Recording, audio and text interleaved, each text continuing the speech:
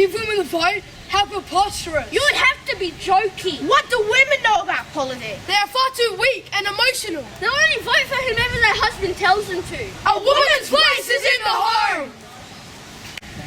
This was the popular thinking in Australia in the 19th century.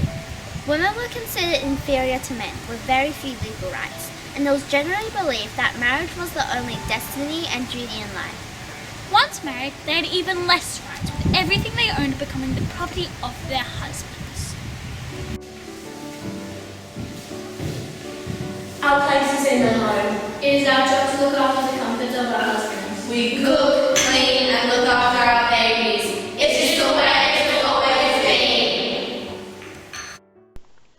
Before the 1870s, women were not able to file for a divorce, and even after these laws were changed in the 1880s, it was still difficult. It was not unusual for wives to be abandoned. Deserted women and young women from poorer families were often forced to find paid work. Same job, but I get paid much less than a man's. I get less than 2/3 of a man's wage. Working conditions are awful. I can barely make a living, but what else can I do? But social conditions and attitudes were changing. Greater educational opportunities for women were becoming available, and women were gaining a wider range of employment, although terrible conditions still persisted.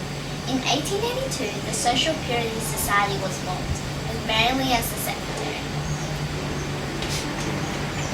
Imagine young girls, at 10 or 12, being sent out to work as servants in factories or selling newspapers on the street. Many of them are cared for by the employers, but many others are abused.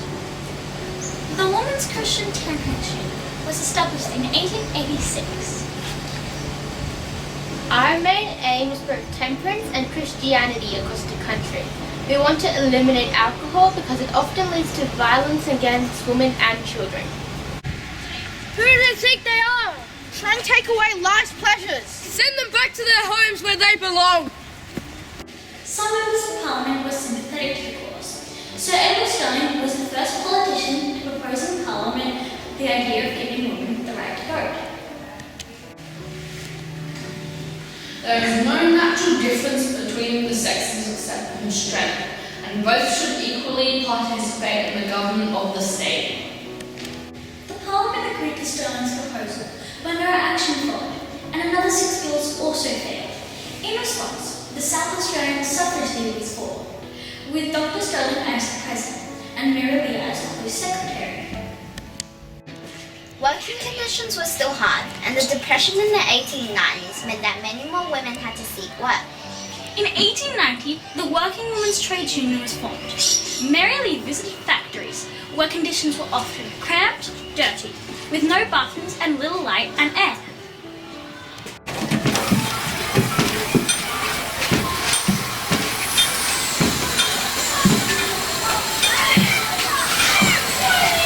Would women have ever descended to such depths of misery and degradation if women had a voice in making the laws for women?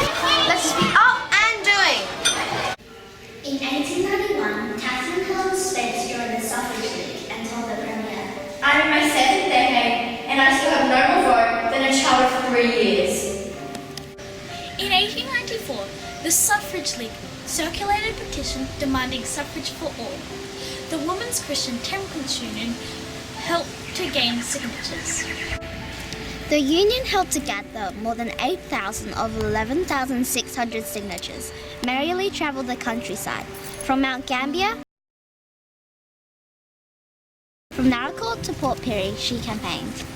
Let husbands, brothers and fathers be kept in mind that it is the duty of every free man to leave his daughters as free as his sons. The final petition, titled Gold Ribbons, was presented to Parliament on August 23, 1894. It measured around 120 metres in length and contained signatures from rich and poor, city and country, men and women. On the 18th of December 1894, the Adult Suffrage Bill was passed. For the first time in the world, women were granted both the right to vote and the right to sit in Parliament. Finally, after the task